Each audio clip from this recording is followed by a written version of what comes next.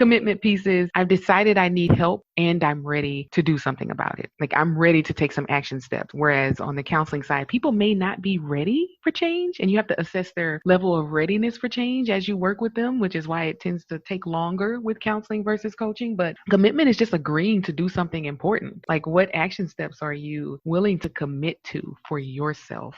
Authentic Talks is all about authentic conversations. This show is all about growth, love, respect, success, mind, body, and spirit. If you're looking to grow and become your authentic self, then this is the podcast for you. And I am your host, Shantae. Welcome to the show. Hi, you guys. Welcome back to Authentic Talks. I'm really excited, you guys, because I'm bringing you another amazing guest, you guys. She has amazing energy. I had an authentic talk with her, and I really enjoyed talking with her. It was very nice. You guys, let me just go ahead and introduce her because I know you guys can't wait to hear the show, and it is a great show. This week, I had the pleasure of sitting down with someone who is down to earth, you guys. She is a licensed professional counselor and a mindset coach who is dedicated to helping her clients discover what's missing. She's obtained a Master of Arts in Counseling Psychology from the University of Colorado, Denver. She's also worked on college campuses, community mental health centers, residential and private practice, and she's worked with eating disorder. She's also done so many things, just so many things. You guys, you know, I'm trying to just give it all to you, but guess what I'm going to do? I'm going to do better than that. I'm going to actually bring her on. You guys, please welcome to the show, Marquita Myrick to Authentic Talks. Oh, you guys, and she does drop some gems, so you might want to get a pen or just listen to the show again. It's good stuff, just good stuff. Hi, Marquita. Welcome to Authentic Talks. Hi, Shantae. Thank you so much for having me today. I'm very excited. I'm excited to have you too. How are you doing today? How's everything going with this COVID-19? Are you holding up okay? Yes, I'm holding up well now. Now, in the beginning, I'm not going to lie, it was a bit challenging trying to homeschool and, transition my kids to the change in routine and schedule and myself. But now we're doing good. Business is good. Life is good. I really have no complaints, honestly. Who knew that parents would become home teachers? So many parents are beating themselves up about it. And I was in the beginning too, like I should be okay with this. And then I reminded myself, wait a minute. Well, my nickname is Kita. So I said, Kita, you didn't go to school to be a teacher, did you? Did you do years of training to teach this? No, you did years of training to teach people mental health. Okay, so that's why this is so hard. So I had to just normalize it for myself, honestly, to get myself through it and stop picking apart everything I was doing incorrectly. That's really something huge right there that I need to take away. What you just said is I need to be the same way because I know I'm like, geez, where do I find this? And my 8-year-old was like, oh, we have to go here. I'm like, thank goodness, you know. Thank goodness. Well, and you can, instead of putting yourself down for not knowing, you can lift your child up for knowing. Like, okay, I'm not going to beat myself up, but I am so proud of you that you knew. Look at you guiding mommy, Yes. Thank you for paying attention, son. Exactly. Before we go further, can I have you introduce yourself to the listeners, please? Absolutely. So I'm Marquita Myrick. I am a wife, mother of 2 toddlers. My son will be 3 on Wednesday. It's crazy how time passes. And then I'm also a licensed professional counselor and a mindset coach. My business is all about taking care of people's mental health, helping them revamp their mindset, and just really live a more authentic life, which is why I'm so happy to be on Authentic Talks with Shantae today. Well, I'm excited to have you here. You mentioned that you are a counselor as well as a coach. Do you mind sharing what is the difference that you find? Yeah, I don't mind at all. So it's interesting because when I decided to become a coach, I was fearful to do it because of the view about coaching in the mental health community. But there is a clear difference. So when I have my counselor hat on, which I can never really take it off, right? I'm a therapist. But when I have that hat on, I'm really focused on where people are right now and how they got there. There are, of course, different models of therapy. The type I utilize the most is cognitive behavioral therapy and psychodynamic. So, with psychodynamic therapy, we really go back to the childhood, look at some of those beliefs that were established, those experiences, and how they impact a person today. And this is one, I'm just highlighting the major difference between coaching and counseling that I see. So, when I have my coaching hat on, we're not diving into childhood experiences. We may briefly look at the past for reference, but there's not a whole session devoted to really unraveling the past and how it's impacting someone presently. So coaching is more, where are you now and how do we get you to where you want to be in the future? What are the action steps? What are the goals? And counseling is more mental health focused. I may or may not be making a diagnosis. Typically, insurance requires a diagnosis, and some people just want to know what you might diagnose them with so they can have a name to match with their experiences. But it's two different experiences. It's very separate. And honestly, I present a little bit differently in terms of my style in each, because with counseling, I have to be more delicate with sensitive topics. And with coaching, people aren't necessarily paying for you to be delicate. They aren't paying for that extremely sensitive side of the coach. They're paying for you to help them take action to get some results really quickly, not over months and months of time, typically. When you mention the way that coaching is viewed in mental health, in what way is it viewed? I think from what I've seen, and what I'm saying about what I've seen is I'm in a lot of counselor groups, and, people will make posts about, people are offering coaching services and it's discouraged. Even in the counselor groups, they'll say, if you have coaching services to offer, don't offer them here. We're not promoting anything coaching. That field is not regulated, which you can get a certification as a coach, right? You can absolutely get certified, but state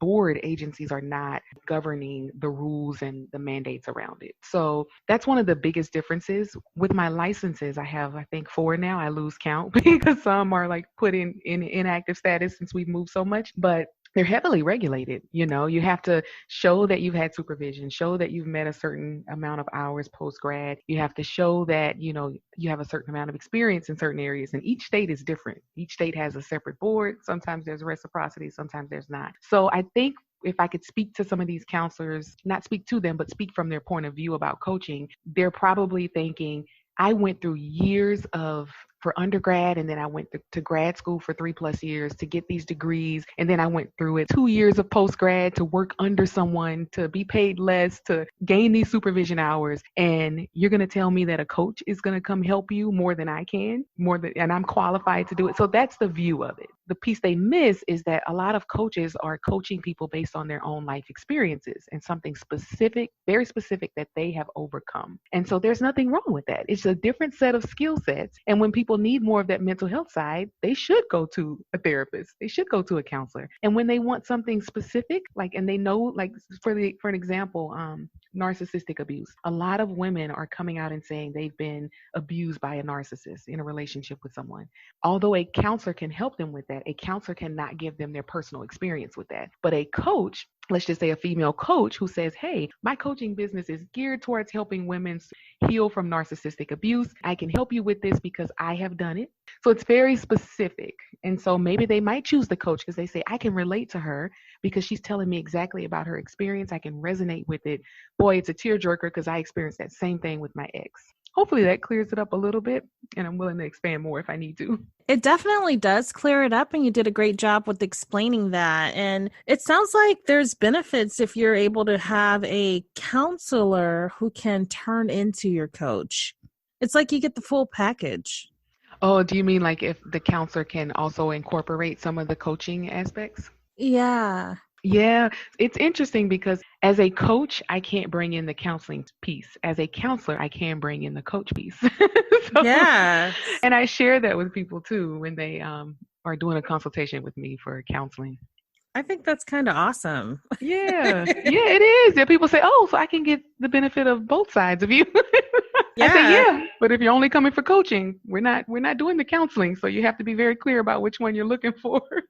Yeah, I think that's pretty cool. What do you think have been some of the biggest challenges that you have had to face, recently? In terms of starting a coaching business or? With your business related to COVID-19? Yeah, I think sometimes people might think, oh, she's a mindset coach. She doesn't deal with limiting beliefs or fears. And I do, right? I just know how to tackle them and get them resolved a lot quicker because I practice the skills that I teach daily, honestly. And so one of the things that came up, and I'm in a coaching group that I joined almost 2 years ago to kind of help me set up the back end of my coaching business. A lot of coaches were fearful that business was going to stop rolling in. Oh my goodness, people are going to lose their jobs. Who's going to be able to pay for coaching and afford it? So initially my brain started thinking, oh my goodness, what if this impacts my coaching business? They're right. You start taking on other people's beliefs. Those were their limiting beliefs. And I'm doing is reading it. And that started attaching to my belief system. And I started to get a little worried. And then I had checked myself and I said, you know what? Part of that is true. There may be people who were interested in coaching with me and their income status changed and they may have to pull out. And I had that happen, right? And I said, that's okay. Because I'm never going to tell a woman to not feed her kids to come do coaching with me. Don't keep a roof over your head, right? And so what I told myself was, well, what did she tell you? I'm still interested in your services, right? You still wowed on that discovery call and she still wants to move forward. Now may not be a good time, right? But I've had other people book discovery calls and other people are interested. So the key point is not everyone's income was impacted by COVID. Some people got pay increases. Some people's companies gave them bonuses, right? So that was a mindset shift I had to attack early on to make sure that I can stay in the right frame of mind to continue to attract clients on both sides, the coaching and the counseling side. I think that's pretty good that you were able to deal with it head on, like early on, and know that it's fine. You'll be all right. Yeah. You mentioned that you have clients that are like in other states, like Florida, and I heard 2 at least, but you mentioned that. It's like, she's got too many. I can't keep up. Yeah, Colorado, Florida, Georgia, and New Jersey. Oh, right on. Do you utilize Zoom throughout your coaching process now, or? For coaching, I do use Zoom. For counseling, I don't because it's not. You have to pay, I think, over $2,500 for the medical certificate where it's HIPAA compliant for Zoom. So I do use a HIPAA compliant platform for my counseling work, and then I don't use a HIPAA compliant version of Zoom for my coaching work. That's pretty awesome. But it's all online. It's all video, which is pretty cool. It is cool that you have been able to adapt in this environment where you're able to keep moving forward in spite of. Exactly. In spite of. Some people definitely took this transition to moving online a lot harder than others. More specifically in the counseling community. I know a lot of coaches that only do online work, but in the counseling community, a lot of counselors, and they still are, terrified of doing work online and frustrated with the technology of it all and just not feeling comfortable because you can't be face to face with that person in person and see their body language. So you do have to adapt for those things, but it's definitely possible and it works online for me just as well as it does face to face in person. It's just good to have mindset work, good to adapt, change and understand that nothing is permanent. Yep. And nothing is permanent. Yeah, that things can change. And so it's just about adapting. I wanted to talk about commitment today. Mm-hmm. What is your opinion when you think of the word commitment? Like, what comes to mind when it comes to your business of helping people? Mm-hmm. Yeah, a commitment it's a term that comes up a lot on both sides for me because, in counseling, when people come, they're pretty committed. They're like, I've been struggling with this for so long. It's time to get help. And so they're ready to commit to the process of at least talking about it and exploring what's been going on for them. And then commitment on the coaching side, to me, looks a little different. And some coaches, everyone's different. Some people may disagree with this part or say, not quite for my business. But the commitment piece is I've decided I need help and I'm ready to do something about it. Like I'm ready to take some action steps. Whereas on the counseling side, people may not be ready for change and you have to assess their level of readiness for change as you work with them, which is why it tends to take longer with counseling versus coaching. But commitment is just agreeing to do something important.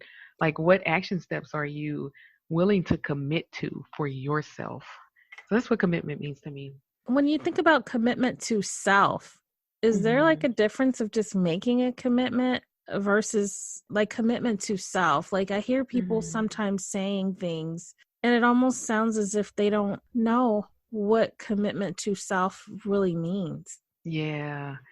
I think there is a difference because, and I talked about this on Instagram, I think last week, but when we're talking about commitments and self-confidence, right? I think because it's self-esteem and self-confidence, it all boils into whether or not we can make commitments to ourselves. And we have been trained as children to do things for other people and not for ourselves. You know, your parents may tell you to make your bed, you have to get a certain type of grade in your schooling because if you don't, you're going to lose privileges or you won't get that new toy. And then that's in high school, you know, I'm not buying new video games unless you commit to getting good grades. So a lot of times I think as youth, moving into adulthood, we have tended to make commitments for other people because something we wanted was attached to it. So someone may have said, yeah, I got all A's and a B when I graduated high school. I didn't really do it for me. I did it because my parents said I had to, and I'd be in trouble if I didn't. When we talk about making a commitment to ourselves, it's what are you going to agree to do for you, you know? And sometimes what people agree to for themselves can benefit others, right? But are you going to agree to do it for yourself first, not someone else first? So hopefully that answers it. I think it's about making it for yourself first. Absolutely. That does answer that question. What motivated you to go into counseling, to pick this as your profession and coaching? Yeah, absolutely. I'd love to share that. When I left home, I grew up in Hammond, Louisiana, so a small city. I went to Boulder, Colorado.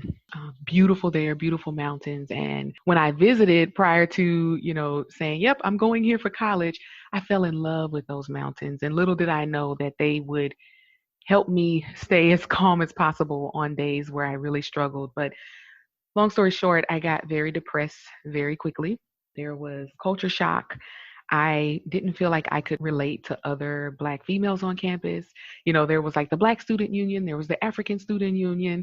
I would attend those meetings and still feel like I don't belong here, like, so it was a predominantly white campus and I just did not feel like I fit in at all with anybody. And of course I made friends and stuff, but they had grown up differently, honestly. So I got very depressed. Anxiety started to set in. My grades started slipping. And I went to the doctor and the doctor said, I'm gonna try you on an antidepressant. And I'm like, what? I need an antidepressant. And they said, I'm also going to suggest that you see a counselor downstairs. And I'm like, oh, great. So I talked to my parents about it. And I think I was 19 at that point. And they said, no, we do not talk to anybody. We're just going to keep praying. We're going to pray for you and you're going to have to pray even harder to get you through this, right? So I kept praying and praying and praying and I'm like crying and tearful and can't make it through a class without like wiping away tears, hoping the person next to me didn't see me. I was really struggling. And so I decided against their judgment on the matter to go seek counseling at the Student Counseling Center. I did. And within 2 months, my mom made the statement on the phone one day, Keita, you sound so much better. I'm just so happy God has brought you through this.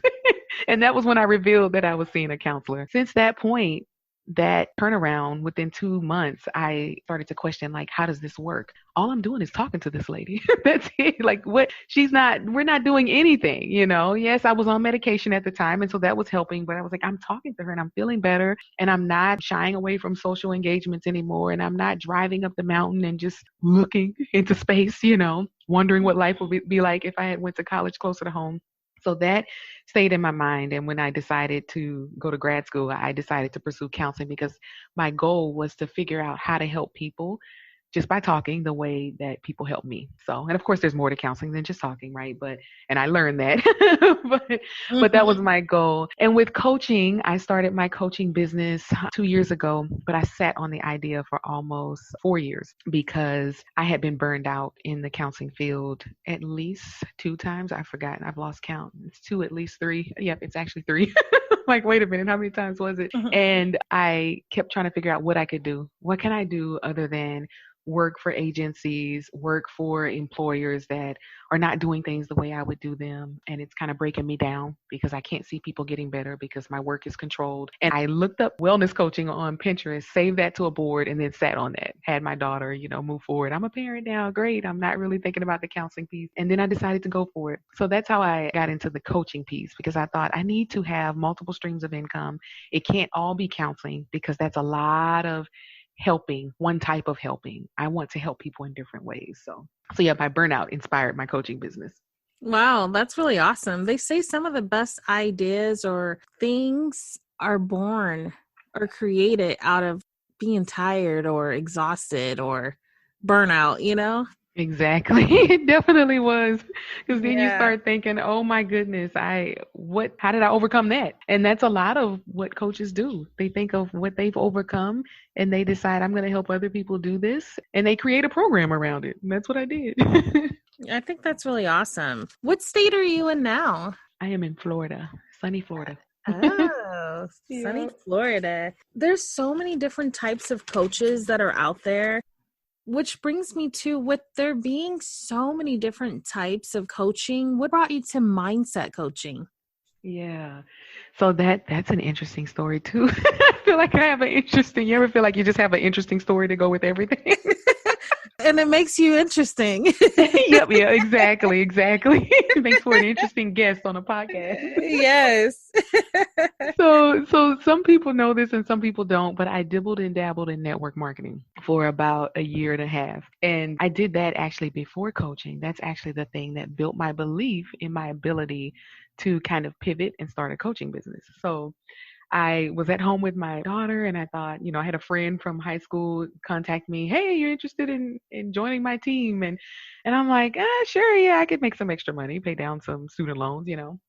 And so I did that. And she kept saying to me, it's your mindset. That's why you're not making sales. That's why you're afraid to reach out to people and share the opportunity or share the products. It's your mindset. And I kept thinking, girl, I have a whole master's degree in counseling. It is not my mindset. Like, I,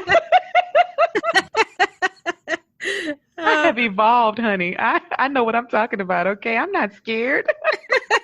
I don't have limiting beliefs. What are you talking about? And so that fear, in network marketing, you're encouraged to do a lot of mindset work and your mindset is constantly challenged. And I did eventually realize that it was my mindset. Yeah, it was an established set of attitudes that I had built up over time that when it came to sales, when it came to selling a product or selling myself or my service, that I would be met with frustration, that I would be met with anger, that people wouldn't believe in it. So I had to work on that a lot to get to the point where I could prospect, which is what it's called, like reach out to people and say, "Hey, are you interested in this product? Let me share the benefits with you and the features and all this." That process actually built my belief in my ability to present myself with confidence, with higher self esteem, with better posture, the way I presented the products and the services and the opportunity. And that's what helped me say, you know what? If I could do this for this company, then why couldn't I channel this same energy into finally starting this coaching business? Why not? And then so I did. So that's the story behind that. wow, that's awesome. And you found that it actually really worked for you. Yeah. So Yeah. whereas, some people, make thousands of dollars a month in network marketing, I never got to 1,000. I did get to 1,000 at one point, but that was my highest income. It was typically around $50 to $100 a month. But some people became millionaires, or some people become millionaires, and that's actually a very small population of network marketers. But what I gained from it was more valuable than money. This increased self confidence. The ability to do more education, do more internal work, and not say, "Oh, I'm a counselor. I'm good. I'm good." I kept digging deeper and deeper to uncover these areas that needed work in myself, and so that was my takeaway. So forget the money. A whole coaching business brewed out of that opportunity for me. Well, it sounds like that was priceless. Yep, Yeah, priceless. invaluable because it goes a long Mhm. way and is way more helpful. 'Cause- Exactly. Now the money would have been great. but it might have been all spent up by then. Exactly. Exactly. Is there such thing as a good therapist fit? Oh Or yeah. not every client is the right client for you in counseling? Mm-mm, nope. And in fact, when I can tell someone might benefit from a different style, I just kind of gently say that, you want to say it in a nice way. Typically, because I do a lot of mindset work and because I do a lot of work on my energy output and making sure that what I'm attracting is a good fit, I have yet, I mentioned I've gotten, I think before we got on the call, that I've gotten 9 new counseling clients in the past month. Well, that's all from me putting that energy out there, like God, this is the type of client I want. I want you to send me people you know I can help. So when they hop on a consultation with me, they're pretty much already sold by that point. They're just confirming their suspicions about our work together being good. So, but in the past, yes, I've definitely had a lot of people before I did a lot of work on myself. They see who I am on online on a profile or whatever, and they reach out, and you can tell pretty much instantly whether or not it's a good fit. So yeah, but that's why I encourage people to do those free consultations that a lot of therapists offer, because you want to get a feel for that person's vibe, their energy. How do they talk to you? What kind of things do they say to challenge you, even in a consultation? It's all, the relationship is the biggest part of counseling. If people don't feel comfortable with the person, what's the likelihood you're going to open up? So, yeah, it's a big piece. Well, I feel like you have really good energy. Well, It's thank like, you. So do yeah, you. thank you. I feel like it's perfect for what you do because it would make me feel like I can sit in that chair face to face and talk with you and be open and Hmm. honest, or I could even talk with you over a Zoom call and be able to open up. It Oh, makes a thank you. difference. I mean, it's like that for anything that you do. I remember walking into the dentist office. Hmm. This is totally different than going to counseling. But even when you're walking into a doctor's office or a dentist, I walked in and when I was greeted by the receptionist, their lack of greeting, but I seen that there was a place to sign in. I signed in and she looked at me and she made me uncomfortable. Hmm. And Hmm. I didn't even get a chance to meet the dentist. I was like, I just crossed my name out. And I walked out because I was Yeah. like, the vibe that she gave me, Hmm. it just wasn't a good one. And so I think it's really important for people to represent. She was being herself, which I appreciate because she let Yeah. me know that that's not the place for me. Yeah. You didn't even give her a chance to say, let me see your insurance card, or how can we No. help you today? You said her energy is bad. I'm out. Yeah. She didn't even, she looked me in the eye and I smiled and she just like she didn't even bother to look away from me. She continued Yeah. to look at me with this face of like so many thoughts went through my mind of what her thoughts were and they were not really good, you know? So I was Mhm. like, her face just looks like, I don't know, maybe the lady just was, you never know. What if it was just that her face, she couldn't smile because it was Yeah. stuck that way? I don't know. Yeah. Or maybe she was having a bad morning, but still, when you're the face of someone's business, you can't do that. You got to work it out. Got to work it out. Yes, call off from work, stay home that day. Don't go to work because when you're dealing with the public like that, my perception is my reality. And the reality for me is that you're thinking all kind of negative thoughts about being here, working for Exactly. this company, having a patient come in, just be, yeah. Yeah. That Hmm. happens a lot in healthcare when people need to feel confident that not only the healthcare provider can handle their needs, or if I'm okay if you can't handle a specific need of mine, but let me know that you can refer me to someone who can. You have a list of referrals, or, the person who's the face of the business when people walk in. I think more business owners really need to check those people. And that's from Chipotle to dental offices, Yes, Like, I you're the agree. face. You're the face. You've got to get yourself in check. That's right. I think if people are not really people, they don't want to give off good energy and stuff. If that's not who they Mhm. are, if it's not in their nature, I think those are the people that have to find different types of jobs where they're behind the scene, in the back with at the post office, maybe taking the boxes off of the big 18-wheeler truck and, Exactly. or something, but not being the face. So Right. You yeah. shouldn't be the first person people see when they walk in. Nope. Yeah, not at all. So yeah, I do like your energy. It's good energy. And what I was just getting at was that I could see how this profession, with the knowledge that you've gained and your personality, it seems like a really good fit, you Thank know? you so much. I like to think that that has come from not only my training, but my own experience in therapy. And some people think, oh my goodness, you disclosed that you're in therapy. Well, yeah. I mentioned that my whole journey to wanting to become a therapist was through me seeking counseling. And in grad school, you're encouraged to go get counseling. see what it's like to be on the other side, right? And I've just taken that very seriously as part of my self-care. I do ongoing counseling. Is it every week? No, it's when I need it, because I'm pretty well evolved and I take care of my mental health very well. But that experience of being on the other side is an interesting one when when you decide to become a therapist, because you know what might turn people away. I've met with counselors before and left their office and went up to the front desk and said, and they say, "Oh, you want to schedule your next one for next week?" This was in college, and I said, "Yeah, I do, but not with him." Nope, not. I'm not going to see him again. I have a right to choose. I'm not going to work with him. And that's not to say that all male counselors are bad or anything, but it was the way he talked to me. It was his vibe. And so I know that, especially if it's your first time seeking counseling, there's a certain type of energy you need to be met with. And you need to have confidence that that person is going to be caring, genuinely concerned about you. You have their full attention and they have the knowledge and skill to back it up. So yeah, I try to meet people with that because I know what it feels like to be on the other side. Imagine if you had not had an amazing counselor or therapist, it might have deterred you. It might have made you say, I don't want to do that. Or maybe it might have motivated you more. Like, I know that people could use more of this in counseling. Yeah, it could go either way. And that's what happens. Like, I get a lot of people where I say, have you ever experienced counseling before? And they say, yeah, one time. And I say, okay, so you had one counselor before. How many times did you see that person?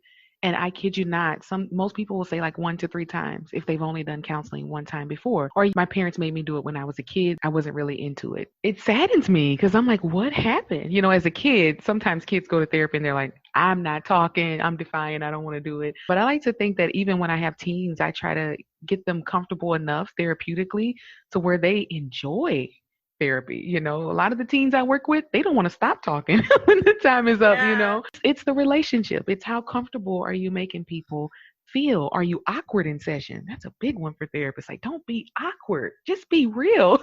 Be professional and be real and down to earth so people feel comfortable just talking and opening up. It's a very interesting thing because I've seen a lot of teens, their parents were using therapy as a punishment. Mm-hmm. So you got caught, using an illegal substance or skipping class at school. And so your part of your punishment is not only that you're grounded and you can't hang out with your friends, but you're going to see a therapist. That's your punishment. Mm-hmm. Instead of labeling it as, honey, we're really concerned about your use of this illegal substance and, you're not listening to us. And so maybe it might be beneficial for you to talk to a counselor so you can hear someone else's perspective on how you doing that could really negatively impact your future. We're doing this because we love you, because we care about you. That does happen. But sometimes this is your punishment. And you get those teens in therapy and it takes about 2 to 3 months to get them to open up, to break that wall down because they just think it's a punishment. And that's the worst. Yeah, I definitely could see how that could happen for sure. What are some of the best resources that have helped you along the way? I would say journaling. I have journaled when I was young, but after I developed carpal tunnel syndrome after college, I said, nope, I can't do that. I can't do it. I have a journal my cousin sent me for my birthday a few weeks ago, and I've written in it twice. It's a beautiful journal. I've written in it twice because every time I start writing, it hurts my hand. So I say, you know what? I'm not going to put any pressure on myself. I'm just going to jot down a few notes. They might not even be complete sentences about my day, but journaling is so therapeutic. I mean, I was encouraged to do that a long time ago. A lot of the resources I've been given have been really things that caused me to turn inwards.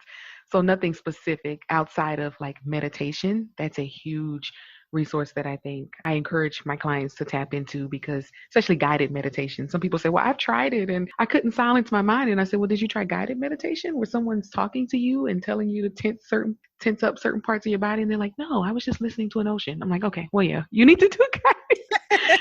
How about you try guided meditation and we'll talk next week about how that works.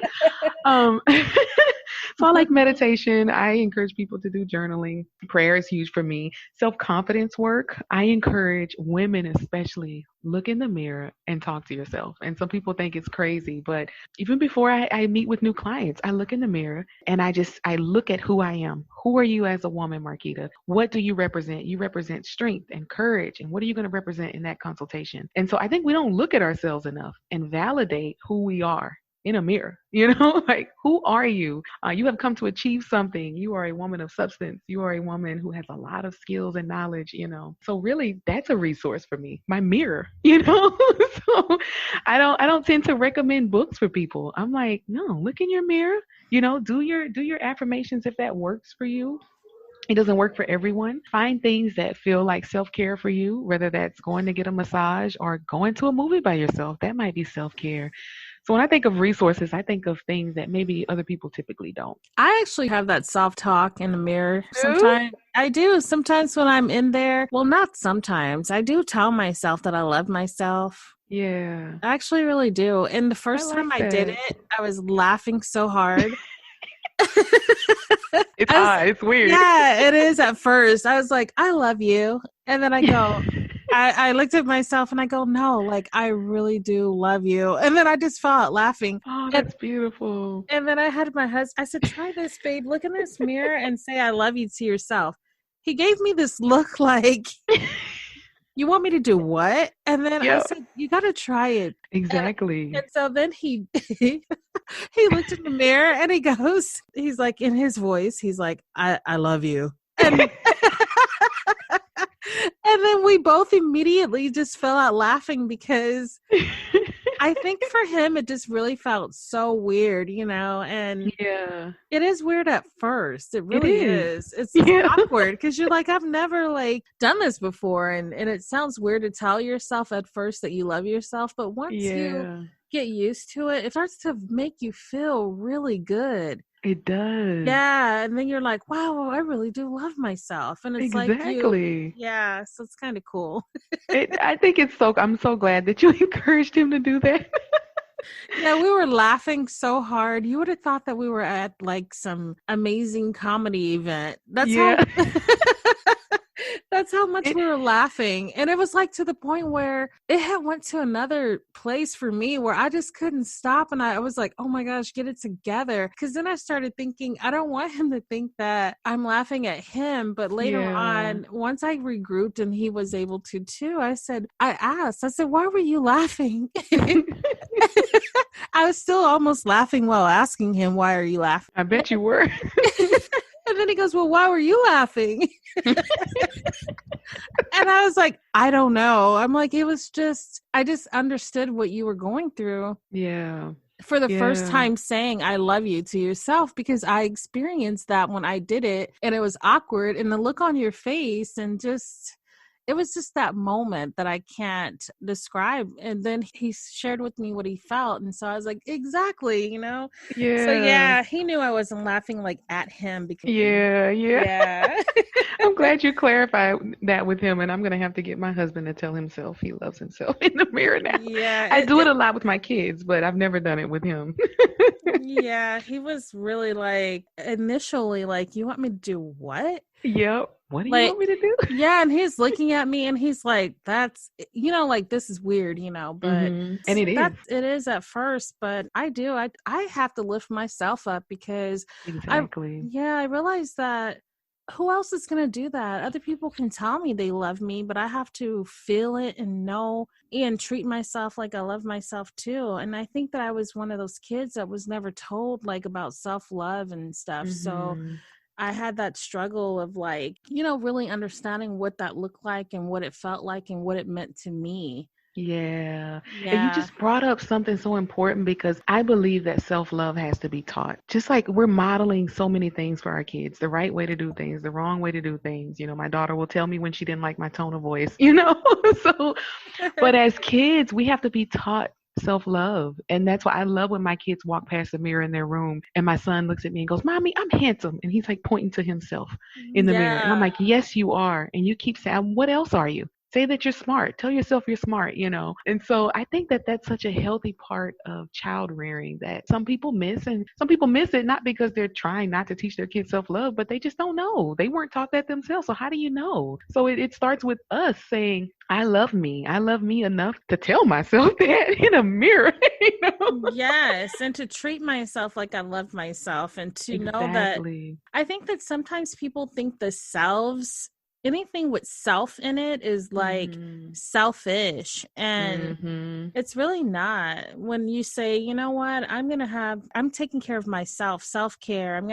I think self-worth, self-care, self-love, anything with self. It's like, Mhm. growing up, I think that oftentimes it was like you're supposed to be selfless, Yeah. Yeah. I think it's important for young people to understand the difference. It's like, yeah, it's okay for you to take care of other people, to be there for other people, to support other people, but it's also important for you to be that for yourself, you know? Exactly. I think there's too many people looking externally for that love piece. They're looking for love in all the wrong places, not realizing it has to start with you. And when you fall in love with yourself, which is a process I had to go through, when you mentioned what resources, I'm like, I don't know if it's considered a resource, but it was definitely like a therapeutic technique for me to go home and find ways to fall in love with myself. Once you do that, you know what you stand for and you know what you don't stand for.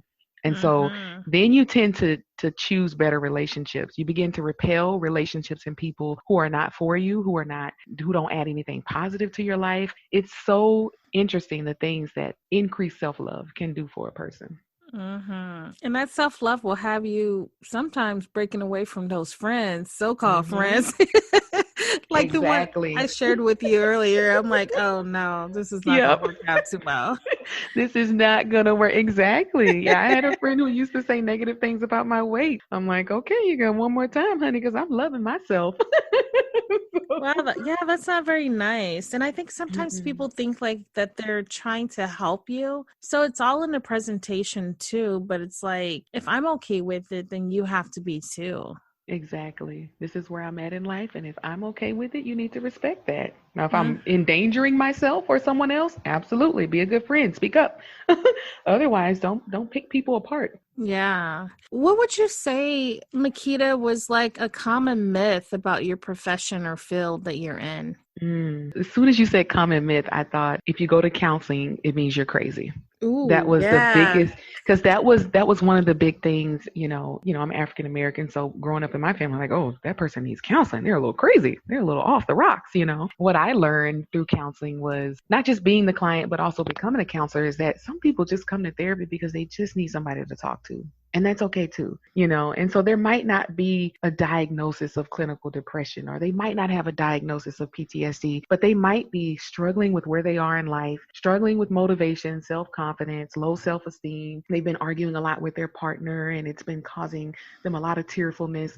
Well, that's not stuff you can really diagnose. They may get a diagnosis of anxiety because of that, or maybe not. A lot of people don't fall in the specifics for a certain diagnosis. They just really just need some support, someone to talk to. Their family and friends are sick and tired of hearing the same thing over and over again. So they're Mm-hmm. seeking counseling. So you don't have to be crazy to seek out counseling. You just have to need support, really. Yeah, that's so true. Who would you say are the most influential people in your life? Ooh. Well, I have to say both of my parents are very influential to me, as always. They've always supported everything I do. And my mom tells me often how proud she is of me. So I love that. She definitely models good mothering, because I do my best to Oh, tell my kids how proud I am of them, because my mom still tells me as an adult. I'm like, it goes so far. And my dad does too. wow, But that's my dad, awesome. yeah, yeah, it really is. I need to tell her that. Maybe she'll listen to this and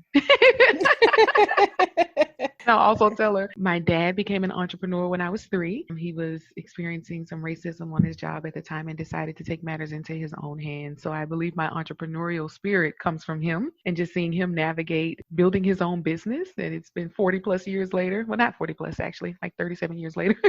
Wow, that's really um, awesome. yeah, yeah. So he's influential. My aunt, my mom's sister, she's hugely influential. She helped me with a lot of self-esteem stuff because she saw that I was very timid as a young girl and was afraid to speak up. I would actually like run behind my mom when people would ask me questions.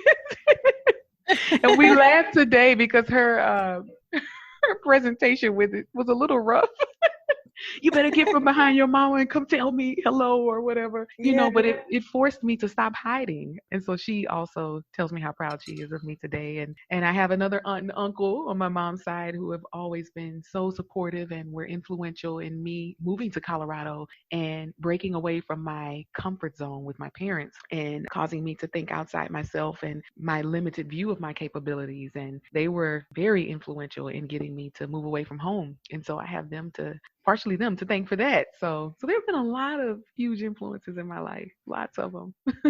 Wow, that's really awesome because it helps you to know that you have that support. Yeah, yeah. My family's very supportive, and I really appreciate that because a lot of people I work with, they don't have the type of family support that I have. And so that's why another piece where counseling can just be so helpful for people to celebrate their wins. Because sometimes people come to therapy and they say, I started this business, or I hit this milestone in my business or at work, and I told my family, and they kind of, shrugged it off. It's not a big deal for them. Maybe it's jealousy, or maybe they just don't understand how significant this is for me. And those kind of things cause people some tearfulness. It causes them to feel sad. Why is my family not supportive? And so through therapy, you get that validation and that encouragement and ongoing support. Like, look at you. Go you. What? Let's celebrate this milestone. I'm proud of you, And so some people need that. Some people use counseling for that piece too. Mm-hmm. Very important. Do you enjoy reading? I don't. I'm going to be honest. Oh, you don't? There's nothing wrong with that. Thank you. Yeah, there really isn't. In what ways do you find that you're able to keep yourself current? And it's interesting. I say I don't enjoy reading, but I read a lot of articles. Oh, okay. Now that I think about it, where that response came from is I was supposed to be on another podcast this past Friday, and she rescheduled it last minute. But one of her questions was, do you read books? What was the last book you read? And I thought, oh my goodness, I cannot remember. The last time I read a book was months ago. So I do like reading things that are short and easy to absorb. So it's not that I don't like reading; it's that I'm a mother of 2 toddlers. I don't have time. I tell my husband all the time, I can't sit with my own thoughts half the time during the day when I'm with them.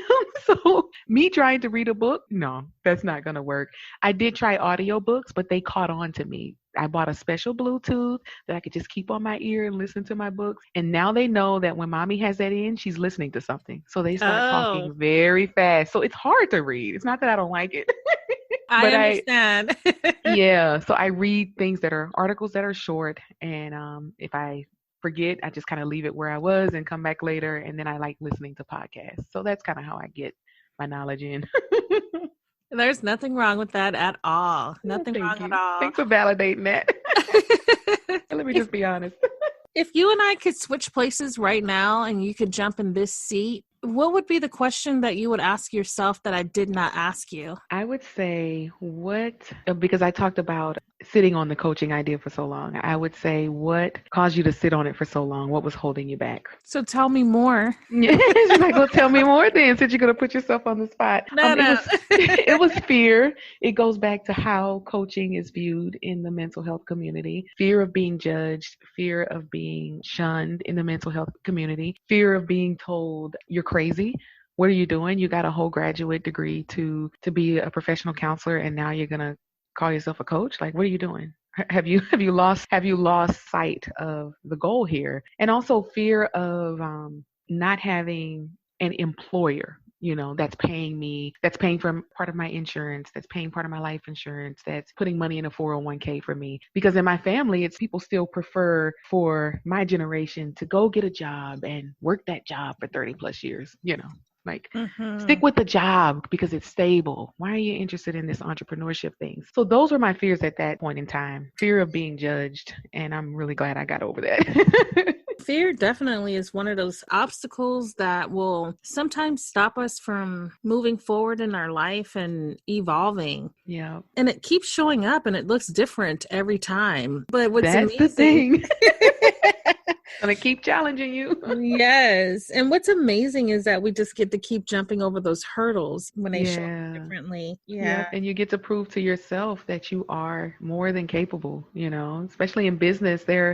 There are always going to be challenges. There are going to be different things that pop up. For a lot of business owners right now, it's COVID-19. I've seen so many entrepreneurs and business owners just kind of pivot and move their businesses online or change things up. Like people are so capable and we don't give ourselves enough credit a lot of the times, but we really are. We're creative and we're capable of shifting when we need to. And so there's no need to be fearful, but it's always going to be there. And sometimes it's good fear. Like we need to have a little fire under our butts to get us motivated to do something sometimes, but we can manage it. We're capable. Absolutely. So I have to ask you a couple of fun questions. Yes, as long as it's not, do you read books? What's your last book? No I'm going to say, I don't know. No worries. What do you like to do for fun? For fun, I like to swim. Yeah, I like to swim for fun. And that's a new one for me. I didn't learn to swim until we moved here to Florida. I had a 25-year fear of swimming and finally conquered that when we moved here. So it's so fun for me now. Wow, that's pretty cool. Thank you. Do you think that you're going to want to go do Olympic type stuff? Wait a minute now. No, I will say I don't want to go that far, but before pre-pandemic, our local YMCA, we have a membership there, and they started like a competition type swim team. And it's for all swim levels, but you do need to be able to swim a lap. And I thought, wow, well, that would be a good goal, like personal goal for myself to, get additional swim lessons so I can continue to work on getting in the deep end and building my comfort there so I could join that team. So I do want to do something like that. I like swimming too. It's a relaxing activity. Oh yeah, you're right. It is very, very relaxing activity. It's also a nice way to work out. Oh yeah. Yeah. And it's a lot of fun. I enjoy the water. If our listeners wanted to connect with you, how can they find you? That's a great question.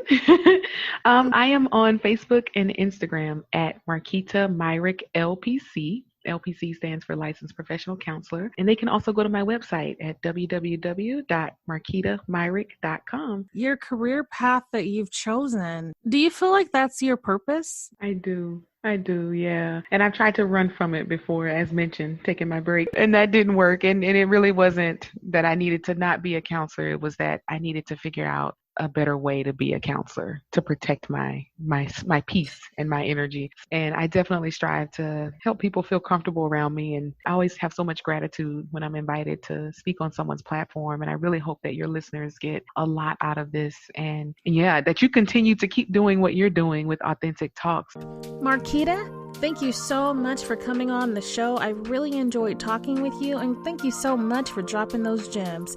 We talked about self-love. She explained the difference between counseling versus coaching, and wow, it was just good stuff. We talked about a lot, and I'm sure that you guys had some takeaways, and there's a lot of things that you can pick up along the way and put in your toolbox. All the information for the counselor/coach will be located in the show notes. Thank you so much again for coming on the show. It was good stuff. Didn't I tell you guys good stuff? Bringing you good stuff. Thank you so much for tuning in. I'm Shantae with Authentic Talks.